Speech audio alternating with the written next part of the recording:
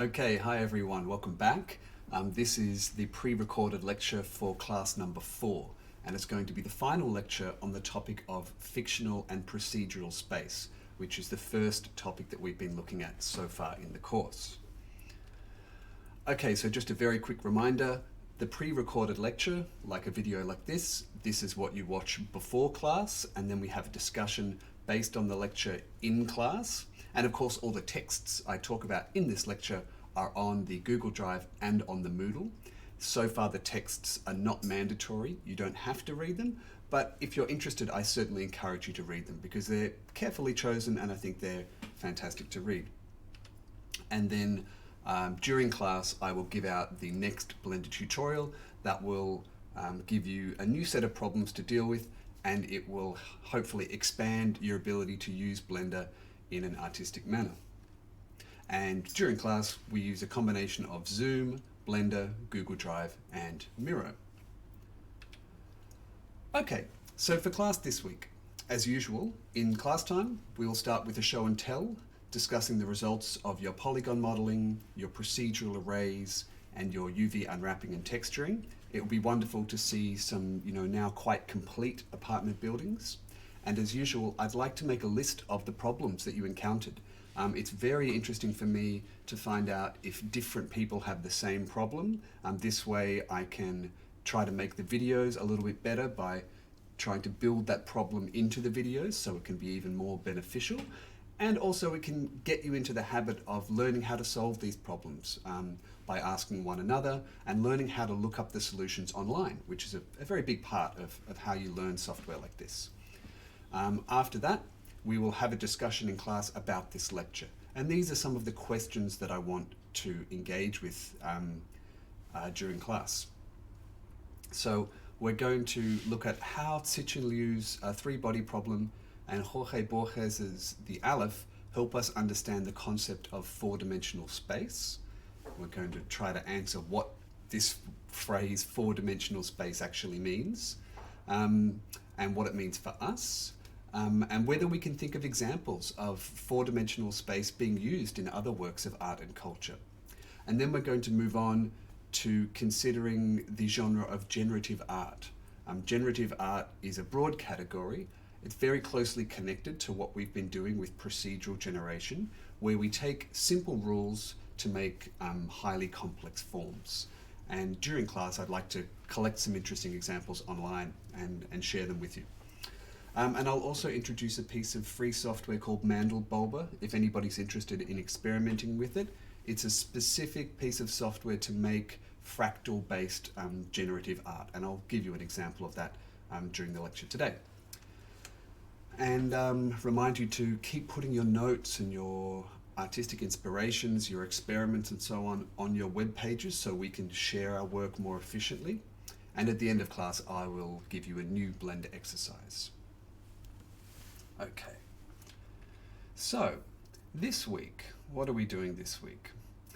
To conclude our examination of fictional and procedural spaces in literature, in the lecture today, I'm going to mainly focus on two works of fiction that explore the question of four-dimensional space.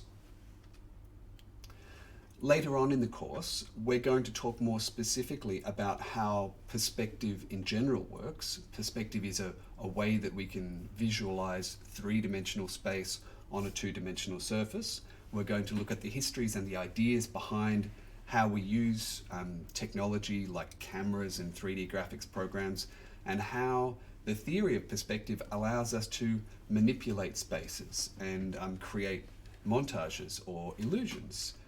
Kind of like this is a quick Photoshop drawing that I did where I took a photograph with my phone on Lion Rock, and I used a simple understanding of perspective to construct this sort of floating platform thing here. So that's what we'll do in a couple of weeks. But in this lecture, I want to finish our examination of space and science fiction. And I want to spend some time thinking about some of the stranger areas of spatial practice, where we need works of fiction to explain things that we know are theoretically true about space, but are very difficult for us to imagine. and almost impossible for us to physically experience. And so fiction can be an amazing tool to help us understand space. Okay, so the first story. This is a short story, another one by Borges, called The Aleph, or in Spanish, El Aleph. And in this story, Borges describes a tiny spherical object that floats in a basement above a staircase. And within this tiny spherical object, if you look at it, you're able to see all of existence simultaneously.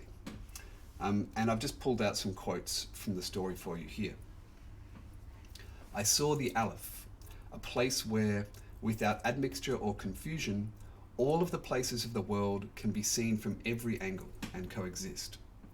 What my eyes saw was simultaneous. What I shall write is successive, because language is successive. Something of it, though, I will capture. I saw a small iridescent sphere of almost unbearable brilliance.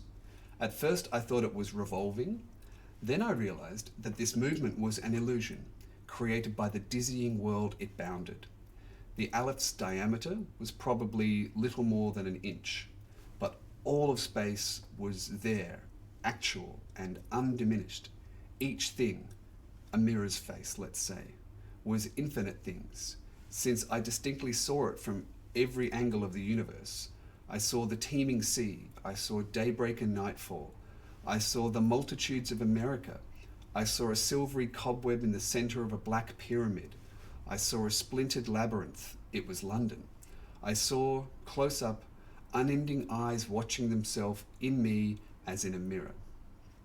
I saw the circulation of my dark blood, I saw the coils and springs of love and the alterations of death.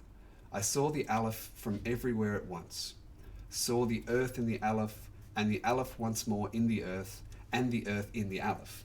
Saw my face and my viscera and your face, and I felt dizzy and I wept. So what's being described here by Borges? He's describing a space that seems completely impossible to our understanding, a space that seems to be larger on the inside than it is on the outside of this tiny sphere. The sphere seems to have the entire world inside it, but on the outside it's this little ball. And it's a space that obviously it can't really be explained using our regular understanding of perspective and space. And in Fictional's three-body problem, we also find a description of, more specifically, a four-dimensional spatial anomaly that also allows the viewer to see the entire world from every angle at once. So it's something very, very similar to what Borges was describing. So I pulled out some quotes from the third book in the trilogy, which is called Death's End. Fictional writes, if the three-dimensional world were likened to a picture, all he had seen before was just a narrow view from one side, like a line. Only from four-dimensional space could he see the picture as a whole. He would describe it this way. Nothing blocked whatever was placed behind it. Even the interiors of sealed spaces were laid open. And this seemed a simple change, but when the world was displayed this way, the visual effect was utterly stunning. When all the barriers and concealments were stripped away and everything was exposed, the amount of information entering the viewer's eyes was hundreds of millions of times greater than when he was in three-dimensional space. And one of the characters says, let me propose, there's a typo on my slide, let me propose a model, that should say. Guan said excitedly. The entirety of our three-dimensional space is a large, thin sheet of paper, 16 billion light years across. Somewhere on this sheet of paper is a tiny four-dimensional soap bubble. That's another typo on my slide, a tiny. So what Fictional is describing here is he's describing a four-dimensional space that's very hard for us to understand, but he's saying, okay, what if we think about our world as a two-dimensional piece of paper with a three-dimensional bubble on top of it? And instead of the two-dimensional piece of paper being a piece of paper, it's our world, and the bubble is this sort of four-dimensional, higher dimensional shape. And this is kind of interesting.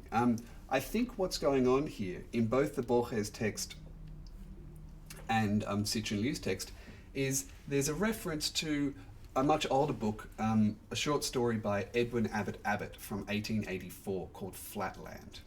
And originally, Flatland was a satirical story that was meant to sort of make fun of the hierarchical nature of Victorian society. But actually what it's most remembered for is quite a beautiful description of the experience of different dimensions of space, including four-dimensional space. Flatland tells a story of a two-dimensional world that is occupied by people who are essentially just flat shapes. And so I'll give you a quick synopsis. One night, a square, which is one of our characters, is asleep and dreaming. And the square imagines a one-dimensional world that he calls Lineland. And in the one-dimensional world, instead of being shapes, all the people are points, or in Blender we might call these vertexes or vertices. And then one day, the square is actually visited by someone from a three-dimensional world. The square is visited by a sphere. But from the perspective of the square, he can't see the sphere. Instead, all he can see are circles getting larger and smaller as the sphere attempts to enter the two-dimensional sort of piece of paper world that the square lives on. And then the sphere eventually takes the square to visit his three-dimensional world, which is called Spaceland. And from here, the square and the sphere can see everything that's happening in Flatland, just like on a piece of paper, we can see all the parts of a two-dimensional drawing at once. But this makes the square realize that if he can imagine a one-dimensional world, and he lives in a two-dimensional world, and he can visit a three-dimensional world, then there must be a four-dimensional world, or at least it's possible. And the joke of the story is that the sphere says to the square, that's a ridiculous idea, and sends the square back down to the two-dimensional world. But you can see how in Flatland this comparing of different spatial realities is very, very close to what we see in the Aleph by Borges and in Fictional's three-body problem. Now, to explain some of this, there's such great stuff going on in all of these stories. I've actually made a short Blender video to explain these basic spatial principles because I think it's a little bit easier to show you what I'm talking about rather than try to describe it. And then I'm going to move on and tell you how some of these ideas also appear in mathematics and in physics. Okay, so I've just swapped over back into Blender here, and I'll see if I can explain some of these basic principles of spatial dimensions from 0 dimensions to 1 dimension, 2 dimensions, 3 dimensions, and 4 dimensions using some of the familiar properties that we've been looking at in our 3D modeling introductory exercises. So if I take this first cube, I've just got a little room set up with a light pointing at the cubes, projecting shadows on the wall. If I grab this first cube, we have what we call a three-dimensional polygon, a prism three-dimensional shape. This shape, as we know in 3D modeling, is comprised, if I go into edit mode, of vertexes. I can grab one vertex here. It's composed of lines, which is the interval between two vertexes, and faces.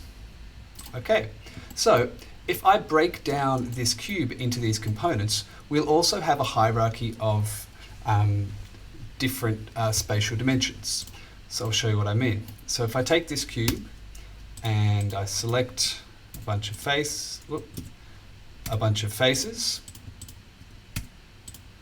and just leave one left, we have now a two-dimensional shape, right? It's no longer a cube, it's a square. It's a two-dimensional plane. And you can also see that it's no longer casting a shadow on the wall behind, because where I've got the camera positioned is shining directly across this plane so that it doesn't have any depth with which it can cast a shadow. So now it's projecting its two-dimensionality by the lack of shadow on a wall. Okay, So let's have a look at the next cube, and we'll take that a step further. I'll do the same thing again, I'll delete a bunch of these faces, but now I'll go into edge select mode, and I'll delete 3 of the 4 edges of the plane. And now we have, I guess, what will be a one-dimensional shape. It's just a line. It has no area. It simply has the distance between its 2 vertexes. And so obviously you can see where this is going. If we take this one step further again, and same thing, delete the faces, and this time I'll just go straight into vertex mode, and I'll delete 3 vertexes of this square. And now we just have a single point in space. And now if I just bring up my move tool, you'll see that point is actually, it's a coordinate in space. It'll have an X, Y, a Z, and a Z value that we could plot on a graph. And this also allows us to see, the situation of this, 0-dimensional point in 3-dimensional space. We have our axes here, our y-axis in green, our x-axis in red, and our z-axis in blue. And here we can kind of see the spatial dimensions that we're most familiar with here, moving from 3 to 2 to 1 to none. Okay, so now how would we represent 4-dimensional space in Blender? Well, by definition, it's a 3-dimensional, it's rendering a simulation of a 3-dimensional space on our 2-dimensional screen. And we can't physically build 4-dimensional spaces in this, but we can kind of explain it via these sort of collapsing of dimensions. So we'll just come over here where I've set up a second scene. It's a bit dark, I might just bring a light over.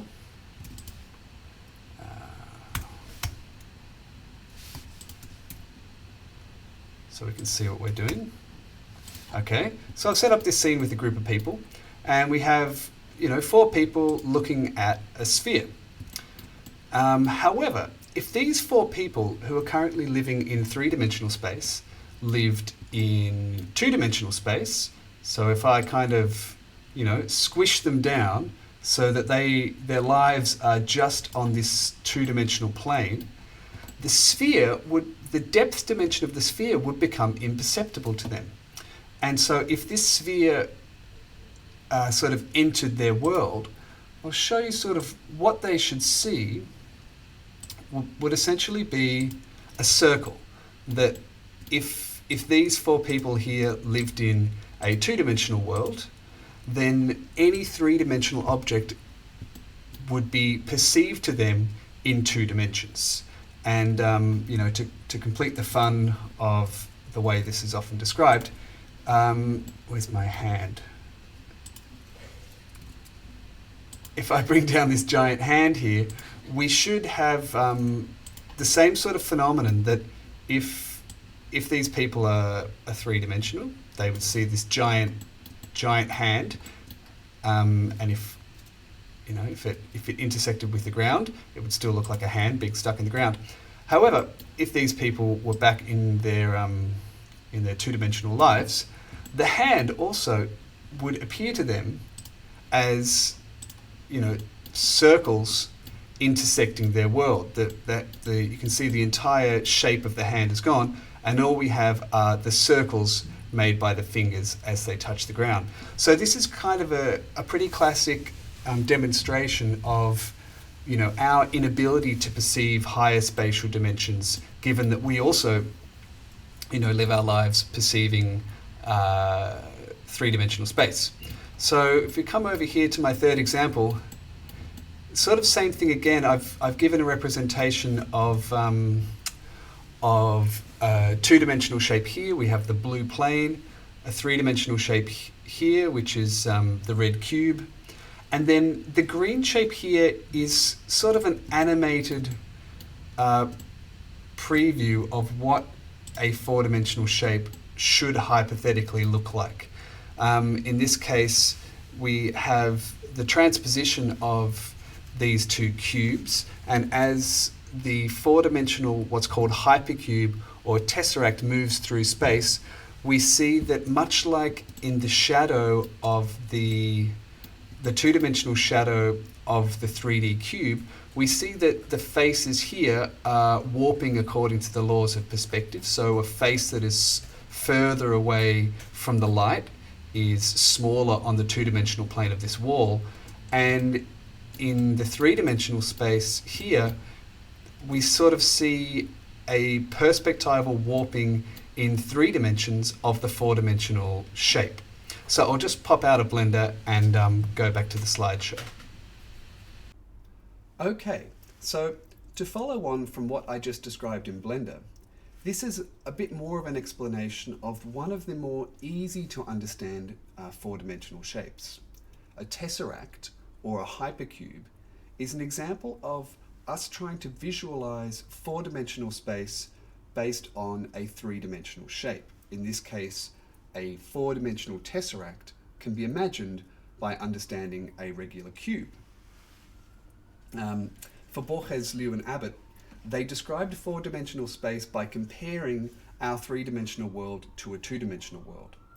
And you know, if we want to draw a 3-dimensional shape of a cube on a 2-dimensional piece of paper, we draw 2 squares that are 2-dimensional, and we join up their diagonals, and we create the illusion of the 3rd dimension. And this is basically what all of spatial drawing is creating the illusion of a 3rd dimension on a 2-dimensional surface.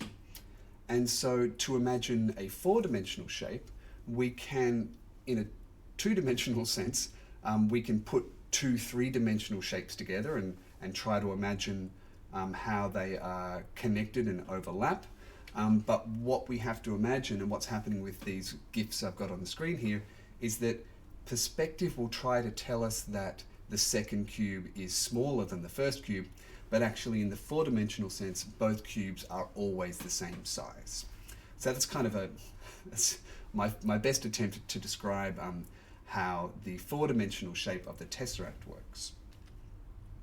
But if you want to learn a little bit more about this, in physics and mathematics, they go up to many more dimensions above 4, and there's a fantastic video by Zach Starr on YouTube that is called Things You'll Find in Higher Dimensions, and it describes how and why higher dimensional space is used in mathematics and theoretical physics.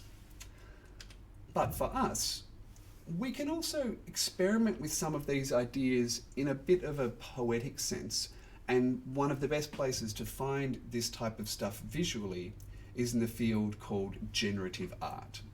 And if you want to go a bit deeper into generative art, we can look at the software called Mandelbulber. And Mandelbulber is a piece of free software that allows you to design mathematical fractals and to visualize them. And it's a little bit similar to what we've been doing with procedural generation in Blender so far. We make something simple and then we apply rules to it to make something complex. And working in a fractal manner in Mandelbulber is the same idea. You write the simple type of fractal rules, and Mandelbulber will visualize these rules in these sort of beautiful generative images that you see here. And also in Blender, we can use some fractal generators to make procedural landscapes and things like this, and we might try that later in the course. And over the next few weeks, what we will also start doing is looking at some artists and architects now instead of mainly writers, and looking at how they use various different types of spatial construction in their work to build up their ability to use an understanding of space to create worlds. And we will start looking at these artists and how these worlds are created to expand our own ability to work with imaginary spaces and to manipulate them to explore our own ideas and concepts. So that's it for the lecture for this week. I look forward to seeing you in class. I look forward to discussing these topics with you, and I look forward to seeing what you've been making in Blender so far. Okay, I'll talk to you all soon. Bye-bye.